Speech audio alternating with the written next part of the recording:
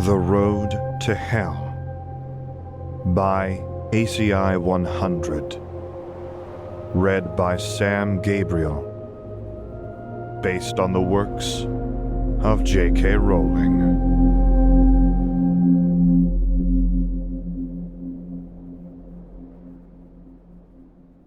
Chapter 12. Tilling Trouble. Harry's head throbbed as he looked up from his roll of parchment. Fuck, I miss Bill. Curse-breaking was proving more difficult than he had imagined, and the notes in front of him provided little reassurance. Gaze dipping back towards them, he wondered whether he was ready to slip past Riddle's wards. I might never be ready. There was no way of knowing what to expect until he took his chance and launched his assault against the outer layers. Harry cast a scathing glance around the countless rows of shelves.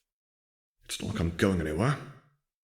There were still no leads regarding a way back home, and he could think of nowhere better to search than here, sans the Department of Mysteries itself. Forcing his mind clear, he shoved his notes aside. There was no use trudging through complex runes with his current headache, and a part of him knew that there was nothing to be done. Weeks had been spent poring over these same notes. Either he would succeed or he would fail. Back in his school days, he might have attempted the heist without a second thought, but many long, hard years had taught him about the costliness of ill-thought risks. But this isn't ill-thought. So why were his feet carrying him towards the dinner Riddle must still be enjoying, and not in the direction of the marble staircase? No answers had come by the time he entered a great hall that lacked its normal air of careless chatter. Over half the gilded plates sat unattended as their owners bent over stacks of books or rolls of parchment. End-of-term exams were coming fast, and the course load was more demanding here than it had ever been during Harry's proper school years. Once that would have made him gripe or moan, but now he found that he was grimly satisfied. Too many good men had died unprepared. "You look miserable," Marlene said when he sat down. Harry raised a goblet full of cool, soothing water to his lips. He had not realized how parched he was. "Thanks." Mary squinted at him from across the table. "Marlene's right. Have you been sleeping all right? I think that's what made me sick a few weeks back. I was studying hard for this test in defense." Not really. Never had he imagined sleep could be scarcer than in the midst of war, but his ruthless pursuit of a way past Riddle's wards and a path back home had dispelled that naive notion. "But it's all right. I'll manage." Lily leveled him with the sort of suspicious stare that had been common since his meeting with Dorea. "How are you lot handling the stress?" he asked, preempting any probing questions. Marlene seized his bait the second it was cast, just the way he had known she would. "I think I'll do all right in defense and charms, but some of the others are just brutal. It's like Professor Kane never stops giving us homework, and I can hardly make sense of anything in runes these days. I think I might actually fail that one." Harry snatched at the chance to steer things further from his own array of problems. "I can help if you'd like. Looking at something simpler would be a welcome respite. I have an awful headache now, but maybe this weekend." Marlene's smile could have lit a moonless midnight sky. "You're a lifesaver." Two broad-winged owls soared a wide circle above their heads, then descended into their midst. Harry had to grapple with the bird that was meant for him as it flapped around in a vain attempt to rid itself of the wet snow embedded between its moss-brown feathers. Lily smirked at him while stroking the smooth gray wings of a stately bird who was nibbling away at an offered piece of bacon. Finally, having removed his owl's burden, Harry unrolled the parchment it had carried. The longer he read, the deeper he frowned. Slughorn's party. Harry had become so engrossed in his list of plights that the upcoming holidays had never crossed his mind. Casting his thoughts back to the party he had attended in his 6th year, he recalled being paraded down a line of important people whose presence Slughorn had exalted. So too did he remember his dread leading up to that occasion. But the night had not been so bad, not with Luna's breathy commentary there to alleviate the pressure Slughorn had placed upon him. Luna. Her name brought the weight of mountains down onto his shoulders. "A lifesaver," Marlene called me. His headache paled under the pain brought on by the imagined sound of Luna's screams. If only. Shoving memories of those dark times into the deep recesses of his mind, he forced himself to focus on Slughorn and his parties. Why had Luna been there? It felt like an odd choice by Slughorn, who so often favored surer bets. He smacked a hand against his forehead when he remembered and regretted it at once. Slughorn is going to expect we turn up with dates, isn't he? Harry gritted out through the pain of his head's most recent throb. That was why Luna had attended. Faint splotches discolored Lily's cheeks. You don't have to. You're just frowned on if you don't, he finished. His first instinct was to spurn the expectation and either go alone or not attend at all, but the memory of what Dorea had said back in the Three Broomsticks forced him to reassess. You're quite the enigma. Anyone important enough to know what happened in Greece has an opinion about you, but they all seem different. No, that won't work. Spurning expectations would be unwise. Doubtless some of those important people would attend and have questions for the boy who had appeared from nowhere. I'll just have to suck it up. Standing out for the wrong reasons was not a risk he could afford in this world where merit was so valued. If problems arose sooner than he could return home, he wanted every advantage he could muster. Harry roamed the hall with an appraising stare. There were plenty of pretty faces seated along each bench, but even considering them sickened him. They're all kids. He had been incredulous during his 4th year when legal adults had lined up to be his Yule Ball date. This would be worse. His appetite evaporated. There were choice terms used when discussing 24-year-old men who sought out teenage girls, and he would be damned before falling under any of their jurisdictions. Shoving his plate away and recalling that night in his 6th year, inspiration struck. Fancy going to the party, Marlene? Mary hid a gasp behind her hand. As friends, he clarified. I don't fancy anyone, but don't want to look like some sore loner. Best of both worlds, I think. Go with someone who I get along with while making myself look good. Marlene's star-bright smile had returned. Of course. I've always wanted to see what all the fuss was about. He smiled back at her, then looked up to where Riddle was conversing with his deputy headmaster at the staff table. If only all my problems were solved so easily.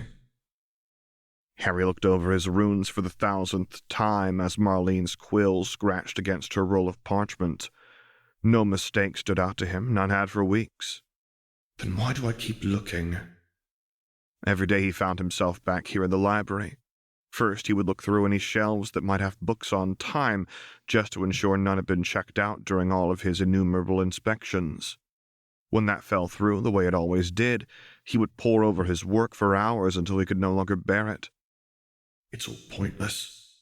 He should be acting, or else finding more ways to study time, but he felt trapped here, glued to the countless shelves and the work he hoped was perfect.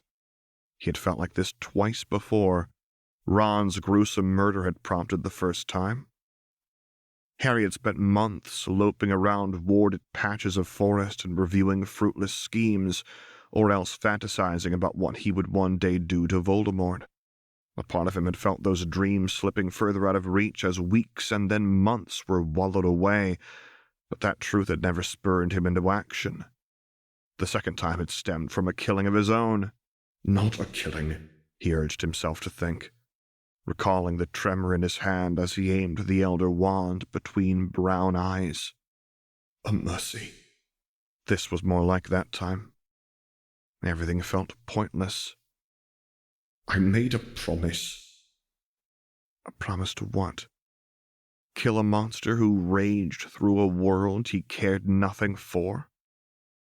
Guilt seized his innards and twisted them into painful knots. That had been unfair. There were people here he cared for deeply. He just wanted to go home.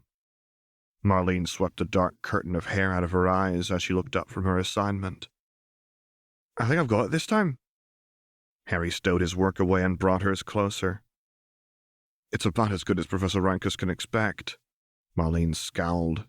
Sometimes I think Professor Rankus expects us all to create new languages that will change the world. Harry forced a weary smile. Whatever he expects, this should be at least an E. Thanks, Harry. You've worked a miracle here. I'm glad I could help. Harry was glad that he could do anything but stare at the same runes for hours every day. The mark you get on that should give you some breathing room for the exam. Just don't bungle that too badly and you'll be fine. She sighed and stuffed the assignment into her school bag. Easier said than done, but I guess we'll know soon. I'm sure it'll be fine. Here's hoping. She pushed back her chair and stretched up onto her toes. I'm going to head up to bed. I think I'll need the rest. Hands on hips, Marlene looked him up and down. You should probably come with me. I'm going to bludgeon you if you turn up to Slughorn's party looking half dead like you do now. Harry looked past her and out the nearest window. It had grown late. The night sky was clear and the moon 3/4 full, rendering the layer of snow outside luminous. I'll be up soon. I just have a bit more to do. Harry listened to her retreating footsteps, returning to the maze of runes that he had long since memorized. Marlene's white dress shimmered in the candlelight, the fabric fading in and out of translucence. Harry averted his eyes. Why did she keep doing that? Do you like it? Her breath was warm and sour with the scent of too much wine. It suits you, he admitted. The white looks well against your hair. There's an enchantress who works down south that made it for me. She makes the most beautiful things, and is apparently really young. Marlene released an elongated sigh. I wish I could do something like that. Ease crept back into him. It was coming together now. She must have been testing the dress on him and gauging his reaction. Recalling Mary's japes about Marlene and Riddle restored every ounce of his tension. Harry clenched his fists in the pockets of his robes as his mind wandered down dark, unpleasant roads. Andromeda couldn't have been half Riddle's age. The rage coursed through him, hot and pure, and he welcomed it. It was the most he had felt in weeks. Bright red hair bobbed up over a nearby shoulder, and he felt himself relax again. Lily had been a welcome buffer between him and an inebriated Marlene throughout the evening. How are you two? Lily asked. We're doing all right, he said, shifting a further handful of inches from Marlene. What have you been up to? Has Slughorn been parading you around? A bit, Lily admitted. He asked about you, you know. He joked about how you were avoiding him. Oh, really? Harry shuffled. What do you have there? He asked, noticing a sheet of parchment clamped between her fingers and not keen on their present discourse. Oh, Lily blushed in a manner that was most unlike her. It's an invitation from Headmaster Riddle. We've been having lots of talks lately, and he's invited me to another. The breath was torn from Harry's lungs. Lots of talks? Had he been so caught up in his own worries that he had missed the presence of these meetings? Is he grooming her? Hoping for another Death Eater? Or worse, another Andromeda? Marlene stood up straight. I just wish some of the people around here weren't so dense. Lily was giving him a strange look that he hardly noticed. Looking at her just conjured images of Riddle lurking over her shoulder. I wouldn't worry, she assured Marlene. Sometimes people just don't think the same way. Marlene's face scrunched up. Was she about to cry? What's going on? Had he missed something while lost amid the thralls of anger? That doesn't mean they can just be stupid, Marlene half slurred. Harry's eyes flicked towards the source of a derisive snort nearby. There was Prince, flanked by his burly friends Avery and McNair. And there was something different about his face, something pale, ugly, and a far cry from his usual aloof facade. Harry moved without thinking, summoning the Elder Wand. He had seen Snape look like this once, standing atop the astronomy tower mere seconds before murdering a man who had so trusted him. Prince sneered at him. You're no better than Potter. He spat the last words so fiercely that Harry could smell the distinctive liquor on his breath. Vile whiskey. If you don't want someone to draw their wand on you, you should try not sneaking up behind them. Lounging back against the wall, Harry could not help but smile, knowing it would wind Prince up. The prick had proven to be a convenient outlet. Just some food for thought. Prince's eyes flashed dark as pitch. And if you don't want your dates to cry, try opening your eyes and realizing when they'd rather be back in their tower fucking you. Harry felt his spine go stiff. Just some food for thought. I'm a fucking idiot. Harry had grown so accustomed to working with adults that he had forgotten how harebrained teenagers could be. Marlene shoved past him and sprinted off through the bustling crowd faster than he could part his lips. Lily was chasing after Prince, cursing him out loudly enough for half the room to hear. The Elder Wand shook in Harry's grasp. It would be so easy. Snape would never betray his parents, never kill Dumbledore, never haunt a generation of potion students. Get a fucking grip. All Prince had done was point out what Harry should have seen himself. And what he should have seen was merely teenage drama that would soon blow over. The bigger problem was that sheet of parchment clutched between his mother's fingers and that monster, lurking high and mighty with his trinkets as he corrupted everyone. The wand grew searing hot against his palm. Fuck him. Harry would breach those wards, and he would do it soon. In the description, you can find links to the author and narrator's websites. There you can find more stories that he has written, and more stories that I have narrated respectively. Also linked to our Patreon pages, which we encourage you to visit if you would like to support us. To hear this and many other stories recorded live, visit my Discord server. For discussion of the many works of the author, visit his Discord server. Special thanks to Sakiko and Athena Hope. Music by Coag. If you have enjoyed this chapter, please subscribe, like, and comment. Of all of the people mentioned in this video, only J.K. Rowling owns Harry Potter. And finally, as always, thank you for listening.